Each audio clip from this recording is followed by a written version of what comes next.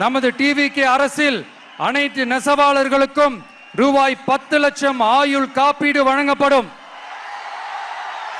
மேலும் நெசவாளர்களின் முதியோர் ஓய்வூதியம் மாதம் 3000 ரூபாயாக உயர்த்தப்படும். குறு சிறு மற்றும் நடுத்தர தொழில்களின் வளர்ச்சி, லட்சக்கணக்கான வேலை வாய்ப்புகளை உருவாக்குற துறையில ஒண்ணுதான் இந்த எம்எஸ்எம்இஸ். இந்தியாவிலேயே அதிகமான எம்எஸ்எம்இஸ் இருக்கிற மாநிலங்கள்ல நம்ம தமிழ்நாடும் ஒண்ணு. ஆனா இப்படிப்பட்ட இந்த பெருமைக்கு இன்னும் மிக பெருமை சேர்த்தது யார் தெரியுமா? இந்தியாவிலே அதிகமான எம்எஸ்எம்இ நிறுவனங்கள் மூடப்பட்டதுல தமிழ்நாடு தான் 2வது மாநிலம். இந்த பெருமையை உண்டாக்குனது தான் திமுக ஆட்சியோட மிகப்பெரிய சாதனை.